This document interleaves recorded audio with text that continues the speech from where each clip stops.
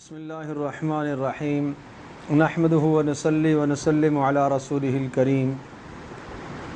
اما بعد فاعوذ باللہ من الشیطان الرجیم بسم اللہ الرحمن الرحیم واعلموا انما غنمتم من شیء فان للہ خمسه وللرسول ولذی القربى والیتامى والمساکین وابن السبیل وابن السبیل ان کنتم آمنتم باللہ وما انزلنا علی عبدنا یوم الفرقان یوم التقى الجمعان واللہ علی کل شیء قدیر صدق اللہ مولانا العظیم۔ 10ویں سپارے کے شروع میں سورۃ الانفال کا کچھ حصہ ہے، اور سورۃ الانفال میں عرض کیا تھا کہ 2 مضامین بڑی اہمیت کے حامل ہیں۔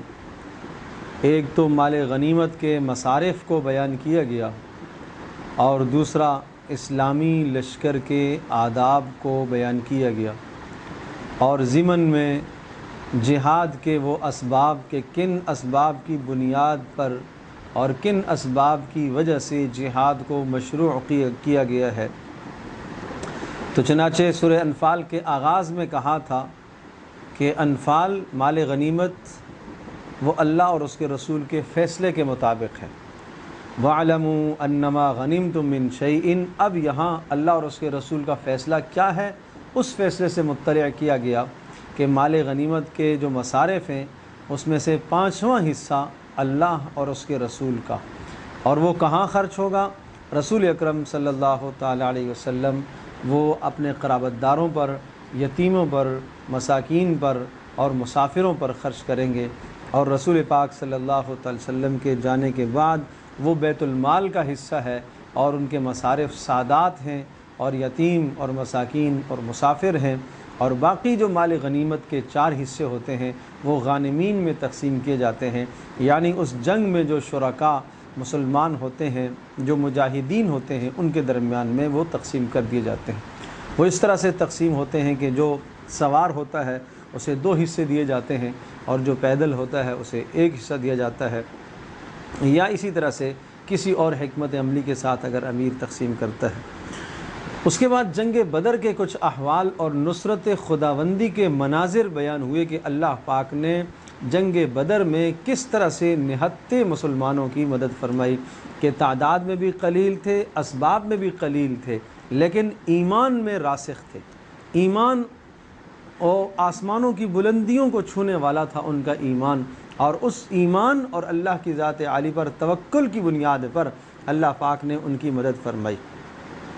یا ایھا الذین آمنوا اذا لقیتم فئۃ، پھر مزید اسلامی لشکر کے آداب، اسلامی افواج کے آداب کہہ لیجئے، کہا جب تمہارا مقابلہ کافروں سے ہو، پہلا ادب یہ ہے فَاثْبُتُوا، تمہیں جم کر لڑنا ہے، بزدل نہیں بننا۔ نمبر 2 وَاذْكُرُوا اللَّهَ كَثِيرًا، حالت جنگ میں بھی اللہ کی یاد سے غافل نہ ہونا، نماز جیسے اہم فریضے سے غافل نہ ہونا، اسی طرح سے اللہ تبارک و تعالیٰ کی یاد تمہارے دل میں موجود رہے، اس لیے کہ یہ جنگ و جدال یہ سب کچھ کس لیے ہو رہا ہے؟ اعلاء کلمت اللہ، اللہ کا دین بلند کرنے کے لیے، اور میدان جہاد کے اندر جا کر میدان جنگ میں تم اللہ کو بھول جاؤ اور جس طرح سے تم چاہو مرضیہ کرو، نہیں، اللہ پاک کے مقرر کردہ اصول ہیں، ان اصولوں کی اتباع کرنی ہے، لعلکم تفلحون، تاکہ تم کامیاب ہو جاؤ۔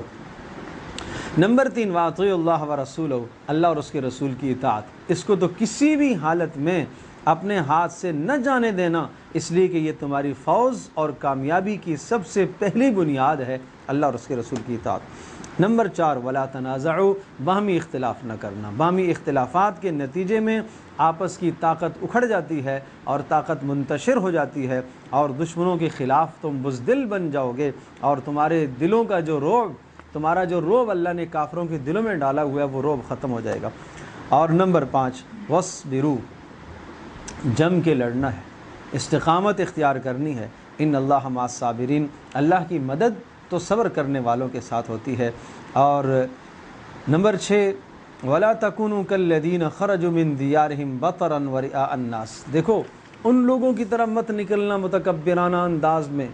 کہ جب تم میدان میں نکلو کافروں کے ساتھ لڑنے کے لیے تو تمہارے دل میں تکبر ہو، اللہ کی نافرمانیاں کر کے مشرکین مکہ جب مکہ سے بدر کی جانب نکلے تھے تو ان کے ساتھ جو ہے وہ مغنیات، گانے والیاں اور ایک تکبرانہ انداز اور متکبرانہ انداز اور اللہ کی نافرمانیاں کرتے ہوئے نکلے، یہ انداز مسلمان فوج کا نہیں ہے۔ اسلامی افواج کے انداز یہ ہیں کہ وہ ایک ایک لمحے اللہ کی طرف رجوع کرے۔ ہاں، جب تمہارا مقابلہ دشمن کے ساتھ میدان میں ہو تو وہاں آپ اپنی بہادری کا اظہار کرنے کے لیے کوئی انداز ایسا اپناتے ہو جس سے سامنے دشمن پر رعب پڑتا ہے، پھر تم اپنی بڑائی کی بات کرتے ہو کہ میں ایسا ہوں، اور اپنا ایسا جملہ بولتے ہو جس جملے سے کافر پر رعب پڑتا ہے، تو پھر اس کی تمہیں اجازت ہے۔ تم اکڑ کر چلتے ہو تو وہاں تمہیں اکڑنے کی بھی اجازت ہے، لیکن پہلے نہیں، پہلے خوب تواضع اور عاجزی۔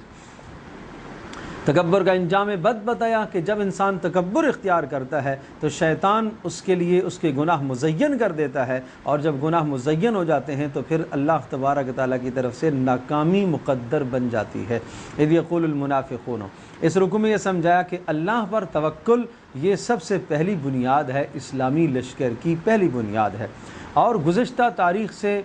گزشتہ اقوام کی تاریخ سے سبق حاصل کرنا، افواج وہ سبق حاصل کیا کرتی ہیں گزشتہ اقوام کی تاریخ سے کہ وہاں عروج کیسے ہوا، کن صفات کی بنیاد پر عروج ہوا اور کن وجوہات کی بنیاد پر تنزل ہوا اور شکستیں کیوں ہوئی ہیں، ان سے تم سبق حاصل کرو۔ اور اسی طرح سے نعمت کا جو اصول اور ضابطہ سمجھایا کہ اگر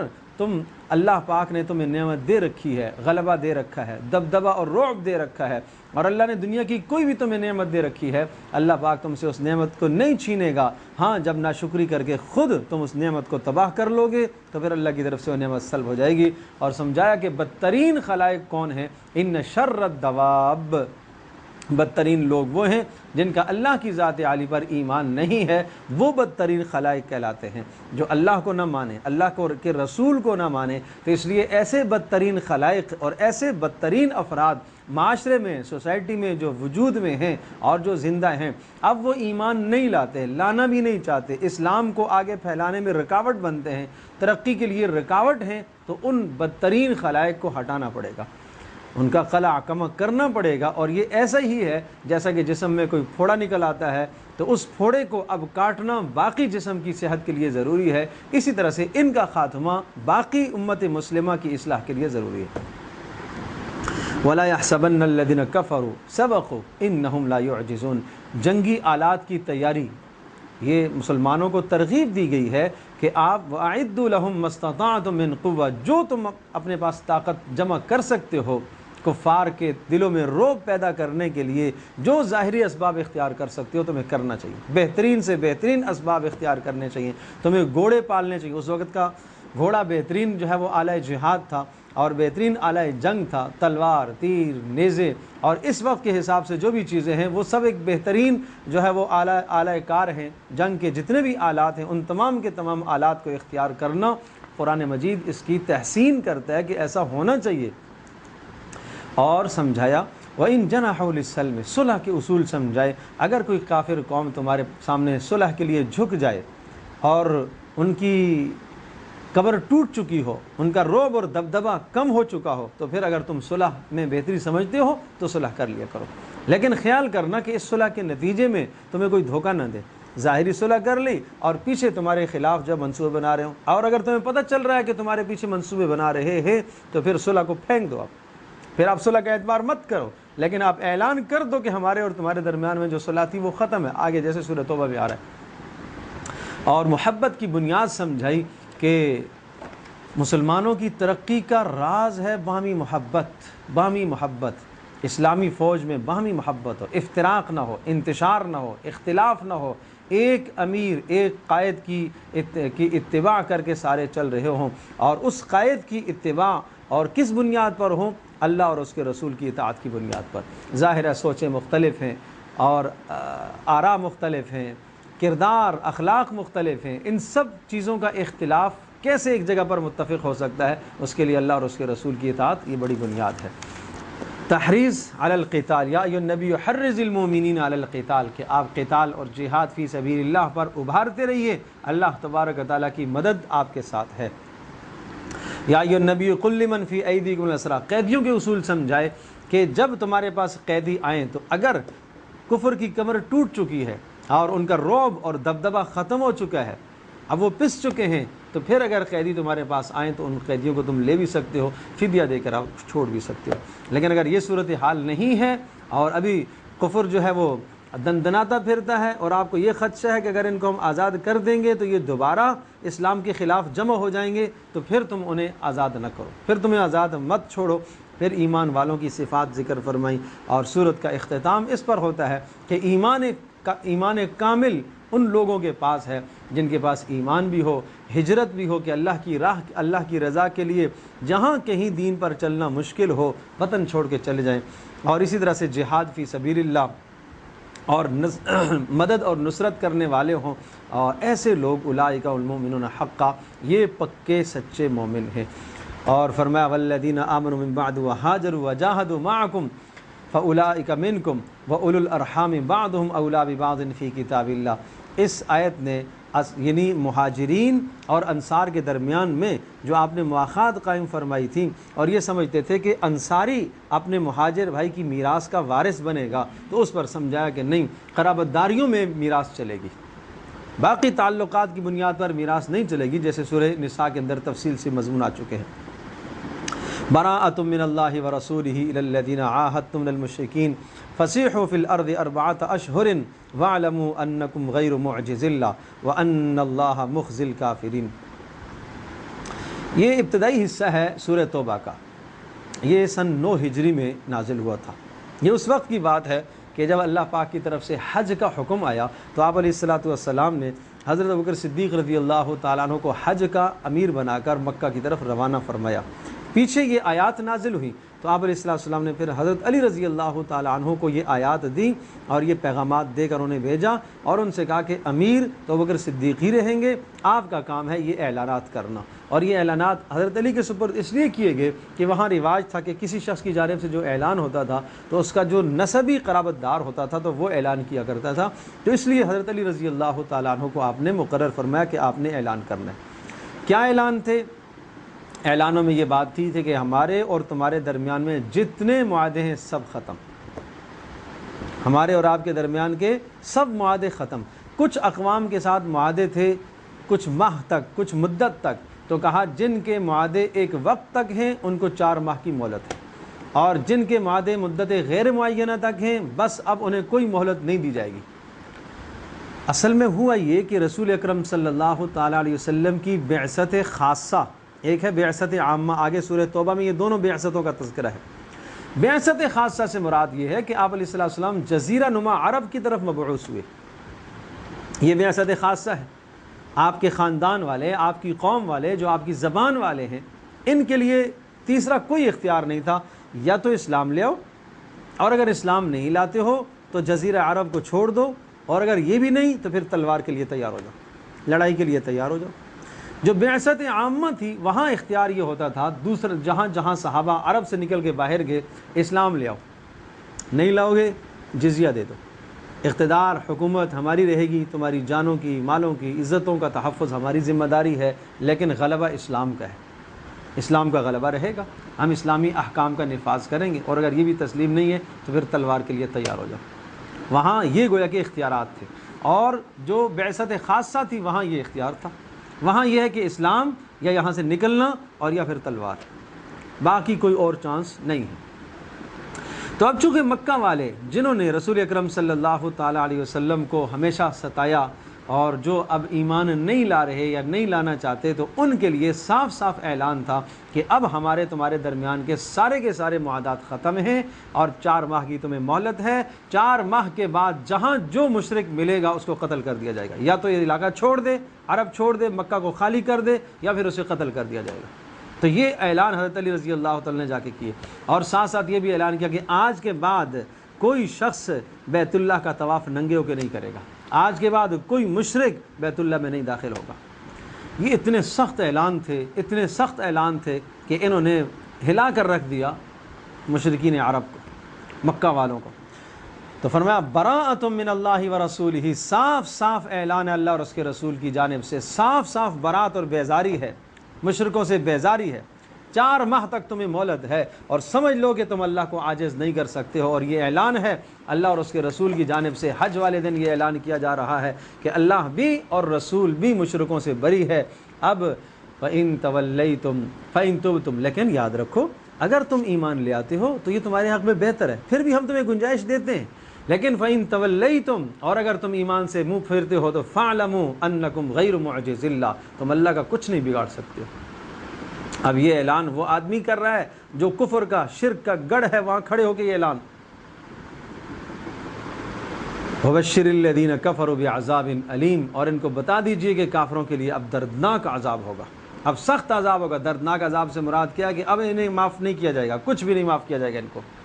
ہاں جو معاہدے تھے ان معاہدوں کی تمہیں مہلت ہے کہ ان معاہدوں کو پورا کرو جو وقت تھا، لیکن فَإِذَا انسَلَخَ الْأَشْهُرُ الْحُرُمُ، اور جن معاہدوں کی جو ماہ مدت مقرر تھی وہ ختم ہونے کے بعد فَاقْتُلُوا الْمُشْرِكِينَ حَيْثُ وَجَدتُّمُوهُمْ، جہاں آپ پائیں اب ان کو قتل کیجیے، وَخُذُوهُمْ، گرفتار کیجیے، وَاحْصُرُوهُمْ، انہیں محصور کیجیے قلعوں میں، وَاقْعُدُوا لَهُمْ كُلَّ مَرْصَدٍ، اور ہر راستے میں ان کے لیے بیٹھیے، اب ان کے لیے کوئی چارہ کار نہیں ہے۔ فَإِن تَابُوا وَأَقَامُوا الصَّلَاةَ، ہاں اگر توبہ کر لیں گے، نماز قائم کر لیں گے، فَخَلُّوا سَبِيلَهُمْ، پھر آپ ان کا راستہ چھوڑ دیں۔ بلا وجہ اسلام قتال نہیں کرتا، بلا وجہ اسلام جو ہے تمہارا خاتمہ نہیں کرتا، لیکن جب تم اسلام کے خلاف ڈٹ جاؤ گے اور اسلام کو آگے نہیں پھیلنے دو گے تو پھر یہ اسلام یہ طاقت استعمال کرتا ہے۔ اس کے بعد کے دو رکوع ہیں کیف یکون للمشرکین، یہاں یہ رکوع جو ہے وہ پہلے نازل ہوئے تھے 6 ہجری میں نازل ہوئے تھے۔ یہ اس وقت کی بات ہے کہ جب مکہ فتح ہونے جا رہا تھا۔ اب مکہ فتح ہونے کے لیے ایک ذہن سازی کی گئی ہے صحابہ کی، عجیب ذہن سازی کی گئی۔ کیسے کہ جب یہ لوگ مدینہ میں آئے، مکہ میں قرابت داریاں بھی تھیں، رشتہ داریاں تھیں، اچھا مکہ فتح ہوگا تو لڑائی بھی ہوگی، تلوار کی زد میں بھی آئیں گے، کیسے ماریں گے اپنے قرابت داروں کو؟ اچھا مکہ مکرمہ حرم ہے، وہاں کیسے ہم قتال کریں گے؟ وہاں ضعفاء بھی ہیں، وہاں مسلمان بھی ہیں، کچھ ابھی تک جو ہجرت نہیں کیے، تو اگر ہم قتال کرتے ہیں تو ممکن ہے وہ زد میں آ جائیں۔ تو یہ مختلف سوالات ذہن کے اندر ابھر رہے تھے کہ ان کا ازالہ کیسے ہوگا، تو اس پر یہ ذہن سازی کی گئی، مسلمانوں کو آمادہ کیا گیا، ابھارا گیا، تیار کیا گیا، ایک سوچ دی گئی ہے۔ دیکھو کیسے، کیف یکون للمشرکین عہد عند اللہ وعند رسولہ الا الذین عاہدتم عند المسجد الحرام، کیسے تمہارے اور ان کے وعدوں کے درمیان میں پاسداری ہو سکتی ہے؟ انہوں نے وعدوں کی پاسداری نہیں کی ہے تو تم کیسے کرو گے؟ اگر وہ وعدوں کی پاسداری کرتے ہیں تو آپ بھی کرو۔ کیف یکون کیف وان یظہروا علیکم لا یرقبوا فیکم الا ولا ذمہ، آپ کہتے ہو کہ کیسے مکہ فتح ہوگا تو کیسے قتال کریں گے ان سے؟ کہا تم یہ کہتے ہو کہ تمہارے قرابت دار ہیں، یاد رکھنا اگر وہ تمہارے اوپر غالب آ گئے تو کسی قرابت داری کی پاسداری وہ نہیں کریں گے۔ یردونکم بافواہہم وتابى قلوبہم، وہ زبانوں سے تمہارے ساتھ محبت کا اظہار کرتے ہیں، اس لیے کہ مسلم اور کافر کے درمیان میں دلی محبت ہو ہی نہیں سکتی، مسلمان اور کافر کے درمیان میں محبت نہیں ہو سکتی۔ اشتروا بآیات اللہ ثمنا قلیلا، وہ اللہ پاک کی آیات کے مقابلے میں دنیا کو ترجیح دیتے ہیں۔ لا یرقبون فی مومن الا ولا ذمہ، کسی مسلمان کی کوئی قرابت داری کا لحاظ نہیں رکھیں گے، اور یہ حد سے تجاوز کیے ہوئے۔ پھر بھی سن لو، اگر وہ نماز پڑھتے ہیں، دین کو قائم کرتے ہیں، محمد صلی اللہ علیہ وسلم کا کلمہ پڑھتے ہیں، فاخوانکم فی الدین، تمہارے بھائی ہیں، بلا وجہ ہم نہیں لڑیں گے ان سے۔ وَإِن نَكَثُوا أَيْمَانَهُم مِّن بَعْدِ عَهْدِهِمْ، وعدوں کو توڑا ہے، تمہارے دین کا استہزاء کرتے ہیں، ایسے وعدوں کو توڑنے والے، تمہارے دین کا استہزاء کرنے والے، یہ ائمۃ الکفر ہے، یہ کفر کے پیشوا ہیں، ان کو قتل کیا جائے گا۔ کیوں آپ ان کو نہیں قتل کریں گے؟ الا تقاتلون قوما نکثوا ایمانہم، وعدے توڑے، وہموا باخراج الرسول، نبی کو مکہ سے نکلنے پر مجبور کیا، وہم بدؤکم اول مرہ، اور انہوں نے پہلے وعدہ توڑ کر تمہارے خلاف جنگ کی ہے، اور تم اس بات سے ڈرتے ہو، تمہیں اللہ سے ڈرنا چاہیے، اللہ کے حکم کی تعمیل کرنی چاہیے۔ قاتلوہم یعذبہم اللہ، اللہ کا حکم اس لیے آ رہا ہے کہ اللہ پاک انہیں سزا دینا چاہتا ہے، جیسے گزشتہ قوموں کا استیصال ہوتا تھا، نیست نابود کر دی جاتی تھی، اس طرح سے اب یہ کفر جن پر حجت تام ہو گئی ہے، نیست و نابود کر دیے جائیں گے، لیکن کیسے؟ تمہارے ہاتھوں سے، یہ مارے جائیں گے تمہارے ہاتھوں سے، اور اللہ ان کو ذلیل اور رسوا کرے گا، اللہ تمہاری مدد کرے گا، اور اللہ ایمان والوں کے دلوں کو ٹھنڈا کرے گا کہ مکہ کے اندر جو ان پر ظلم اور زیادتیاں انہوں نے کی ہیں، تاکہ آج اپنے ہاتھوں سے قتل کر کے ان کے دل ٹھنڈے ہوں۔ وَيُذْهِبْ غَيْظَ قُلُوبِهِمْ وَيَتُوبُ اللَّهُ عَلَى مَن يَشَاءُ، پھر فرمایا کہ یہ شہادت کے مراتب بھی تو تمہیں پانے ہیں نا، اگر جہاد ہوتا ہے تو اس جہاد میں ظاہر سی بات ہے کہ تمہیں اللہ پاک کی راہ میں شہید بھی ہونا ہے، تو شہادت کے بلند مراتب بھی ہیں، یہ مسائل تو آئیں گے۔ باقی تم یہ کہتے ہو کہ یہ مشرکین عرب یہ بیت اللہ کو تعمیر کرتے ہیں، یہ حاجیوں کو پانی پلاتے ہیں، یہ بڑے اہم کام کرتے ہیں، ثواب کے کام ہیں، تو بھائی بتا دو اجعلتم سقایۃ الحاج و عمارت المسجد الحرام، کیا حاجیوں کو پانی پلانا، مسجد کی تعمیر کرنا، کیا مسلمانوں کے اعمال کی طرح ہو سکتے ہیں؟ جنہوں نے اللہ پر ایمان لایا، رسول پر ایمان لایا، اللہ کی راہ میں انہوں نے ہجرت کی ہے، جہاد کیا ہے، ہر قدم قدم رسول کے ساتھ ہیں، اعظم درجۃ عند اللہ، ان کے درجے تو اللہ کے یہاں بہت بڑے ہوئے ہیں۔ اور اسی طرح سے پھر سمجھایا قرابت داروں اور اموال اور پراپرٹی سے کس حد تک محبت ہو۔ تمہیں اپنے قرابت داروں سے محبت ہے، اس وجہ سے تم کہتے ہیں ان سے ہم قتال نہیں کریں گے، تو یاد رکھو اگر تمہارے آباء و اجداد، تمہاری اولادیں، تمہارے بھائی، تمہاری بیویاں، تمہارے خاندان، تمہارے اموال جو تم حاصل کرتے ہو، اور تمہاری بڑی بڑی تجارتیں اور تمہارے بڑے بڑے گھرانے اور بڑے بڑے گھر، یہ سب کچھ اگر تمہیں اللہ اور اس کے رسول اور اللہ کی راہ میں جہاد سے زیادہ محبوب ہوگے تو فتربصوا، پھر اللہ کے عذاب کا انتظار کرنا۔ ٹھیک ہے، فطرت ہے ان چیزوں سے محبت، لیکن اتنی محبت کہ بیچ میں اللہ اور اس کے رسول کا حکم چھوٹ جائے، یہ کون سی محبت ہے؟ یہ چیزیں محبوب ضرور ہوں، احب نہ ہوں، زیادہ محبوب تر نہ بنے، اللہ اور اس کے رسول کی محبت سے زیادہ محبوب تر نہ بنے۔ اور جب تم کرو گے تو اللہ کی مدد تمہارے ساتھ ہے۔ لقد نصرکم اللہ فی مواطن کثیرۃ ویوم حنین، حنین میں اللہ نے تمہاری مدد کی تھی۔ اور مشرکوں کو بتا دو کہ آج کے بعد فلا یقرب المسجد الحرام، مسجد حرام میں کوئی قریب نہیں آئے گا، لہٰذا ان سے تمہیں قتال کرنا پڑے گا، اور مکہ کو تمہیں صاف کرنا پڑے گا کفر سے، شرک سے۔ اور اسی طرح سے اس کے بعد یہودیوں کے ساتھ قتال کے اسباب ذکر فرمائے کہ اگر اہل کتاب کے ساتھ یہ نوبت آ جائے تو تمہیں کرنا پڑے گا۔ کیوں؟ لا یؤمنون باللہ والیوم الآخر، اس لیے کہ اللہ اور آخرت پر ایمان نہیں رکھتے،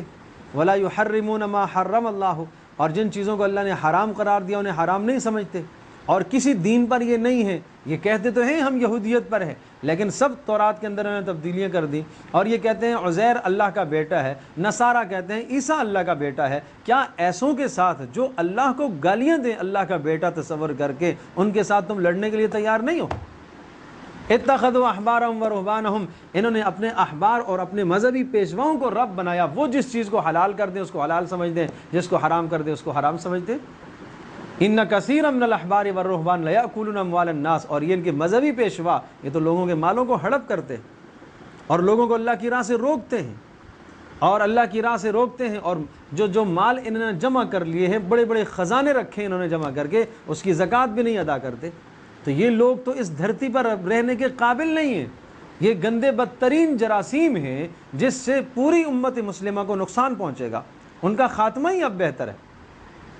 یا ایھا الذین آمنوا ما لکم اذا قیل لکم انفروا فی سبیل اللہ ثاقلتم الی الارض۔ اب یہ سورہ توبہ کا دوسرا حصہ یہاں سے شروع ہو رہا ہے، اس کا تعلق ہے سارا کا سارا بعثت عمومی کے ساتھ ہے۔ بعثت عمومی کیا کہتے ہیں کس کو؟ حضرت صلی اللہ تعالی علیہ وسلم تو مبعوث ہوئے، یعنی پوری انسانیت کے لیے، قیامت تک آنے والے انسانوں کے لیے مبعوث ہوئے، لیکن آپ علیہ الصلوۃ والسلام کی محنت کا کچھ وقت جزیرہ نما عرب کے اندر لگا۔ پہلا حصہ جو محنت کا آپ کا سارا ساری صلاحیتیں، ساری کوششیں وہاں ہوتی رہیں، اور جب صلح حدیبیہ ہوئی تو پھر آپ علیہ الصلوۃ والسلام نے بعثت عمومی، باہر آپ نے خطوط بادشاہوں کو لکھے، اور باہر جب آپ نے خطوط لکھے تو ملک شام کی کے ذیل میں کچھ ریاستیں تھیں، جو ہرقل جو روم کا بادشاہ تھا، سلطنت روما جہاں تھی، تو وہاں کے زیر اثر یہ کچھ لوگ رہتے تھے، تو حضرت خالد بن ولید رضی اللہ تعالی عنہ بھی اسی جنگ میں امیر بنے تھے، اور رسول پاک صلی اللہ علیہ وسلم نے 3 اصحاب کو ذمہ دار قرار دیا، اور آپ نے ارشاد فرمایا زید بن حارثہ امیر ہوں گے، اور اگر یہ شہید ہو گئے تو عبداللہ بن رواحہ، اور وہ بھی شہید ہو گئے تو جعفر طیار۔ یہ تو تینوں شہید ہو ہی گئے تھے جنگ مؤتہ میں،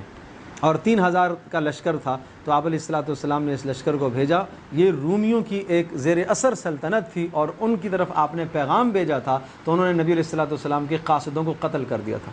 اور قاصدوں کا قتل کرنا یہ کھلے عام اعلان جنگ ہوتا تھا، تو آپ نے پھر یہ لشکر بھیجا۔ جب یہ لشکر وہاں پہنچا تو سامنے سے جو تعداد تھی کافروں کی وہ کوئی 1 لاکھ سے متجاوز تعداد تھی، بعض نے کہا 2، بعض نے کہا 1، بہرحال 1 بھی ہو تو اس 1 کا 3000 کے ساتھ کیا جوڑ ہے، کیا مناسبت ہے۔ تو تو 3 تو یہ رفقا صحابہ شہید ہو گئے، اور اس کے بعد جب حضرت خالد بن ولید رضی اللہ تعالیٰ عنہ اس لشکر کے امیر مقرر کیے گئے تو آپ علیہ الصلوۃ والسلام من نوع اس کی خبر یہاں مدینہ میں بیٹھ کے دے رہے تھے، اور آپ کو وحی کے ذریعے سے بتایا جا رہا تھا فلاں شہید ہو گیا، فلاں شہید ہو گیا، فلاں پھر آپ نے یہ تینوں جب جن کے نام نامزد فرمائے تھے یہ شہید ہو گئے، اب آپ نے فرمایا ثم صلی اللہ سیفا من سیوفہ، اب اللہ نے ایک اپنی تلوار نکالی ہے، وہ خالد بن ولید تھے۔ بڑی جوں مردی کے ساتھ، بڑی مہارت کے ساتھ انہوں نے لشکر کو سنبھالا، اور کیا کیا؟ پہلا کام یہ کیا کہ کئی دنوں سے جو لڑائی چل رہی تھی، دائیں طرف والا جو لشکر تھا اس کو بائیں لے گئے، بائیں والے کو دائیں لے گئے، آگے والے کو پیچھے، پیچھے والے کو آگے لے آئے، یہ ایک جنگی تدبیر کی، اور ایک دستہ مضبوط پہاڑ کے پیچھے چھپا دیا، اور کہا کہ کل جب جنگ ہو تو تم جنگ عین لڑائی جب عروج پر پہنچے تو نعرے لگاتے ہوئے اور شور کرتے ہوئے تم نے میدان میں داخل ہونا ہے، اور یہ تاثر دینا ہے کہ تم ابھی نئے آئے ہو، نئی کمک آ گئی ہے مسلمانوں کے لیے۔ کل ایسا ہی ہوا، تو جب وہ رومیوں نے دیکھا کہ یہاں کل ہمارے ساتھ جو لڑنے والے تھے وہ تو نہیں ہے، پتہ چلا یہ نئے آئے، جبکہ وہ ادھر آ چکے تھے، ادھر والے ادھر جا چکے تھے، آگے والے پیچھے، پیچھے والے آگے، تو اس طرح سے لشکر کی حالت کو آپ نے بدل دیا۔ اس بدلنے کا فائدہ یہ ہوا کہ رومیوں پر اثر پڑا کہ شاید نئی کمک آئی ہے، نئی فوج آئی ہے، اور بیچ عین لڑائی کے وقت جب پیچھے سے وہ دستہ آیا جس کو خالد بن ولید نے مقرر کیا تھا، جب وہ بھی میدان میں آ گیا تو رومیوں کے پاؤں اکھڑ گئے۔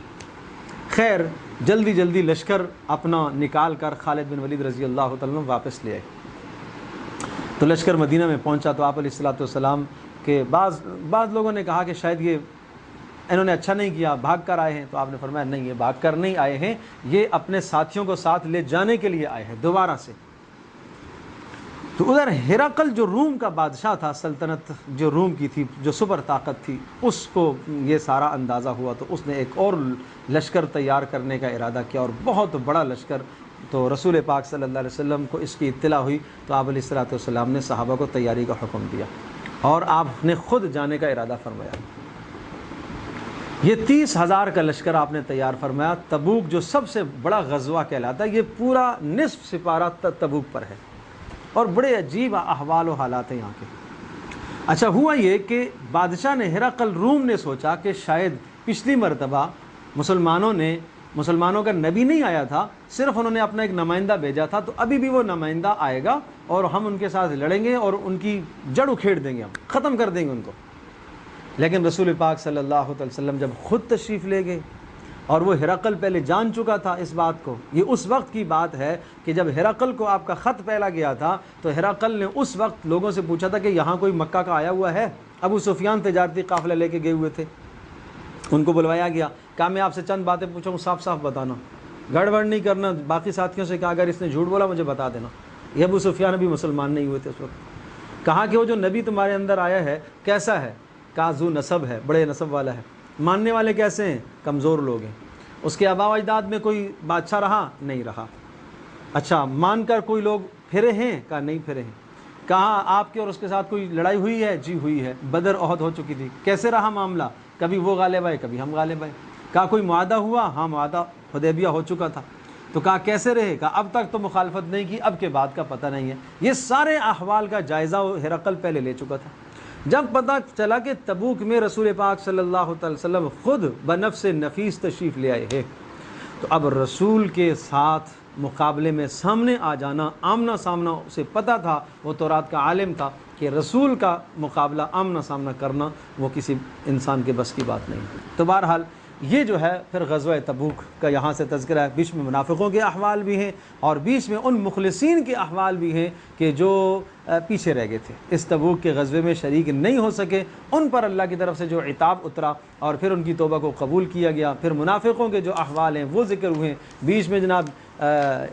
اسی طرح سے مال غنیمت اور زکوٰۃ کے مصارف کو بیان کیا گیا، منافقوں کی کیا کیا سازشیں تھیں، مسلمانوں کی تکلیف پر خوش ہونا، مسلمانوں کے خلاف جاسوسیاں کرنا، اور اسی طرح سے مسلمانوں کا استہزاء کرنا، اور اسی طرح سے مسلمانوں پر مصیبت آئے، پریشانی آئے تو خوش ہونا، اور ایک دوسرے کے ساتھ تعاون کرنا، نفاق اور گناہوں کا حکم دینا، نیکیوں سے روکنا، مقابلے میں ایمان والوں کی صفات بتائیں، ایمان والوں کی دوستی کا معیار، والمؤمنون والمؤمنات بعضهم اولیاء بعض یامرون بالمعروف، نیکی کا حکم کرنا، یہ مسلمانوں کا طریقہ ہے، گناہوں سے روکنا،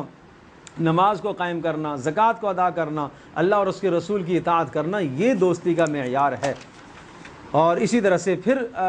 منافقوں کی اقسام اور ساتھ ساتھ متخلفین کی اقسام کے جو غزوہ تبوک میں پیچھے رہ گئے، جان بوجھ کر جو پیچھے رہے، ان کی سزا کیا ہوتی ہے کہ اگر یہ مر جائیں قصدن متعمدن نفاق کی وجہ سے جو پیچھے رہے، ولا تصلی علی احد منهم مات، ان کی اگر مر جائیں تو آپ نے ان کی قبر پر بھی نہیں جانا، آپ نے نماز جنازہ بھی ان کی نہیں پڑھنی،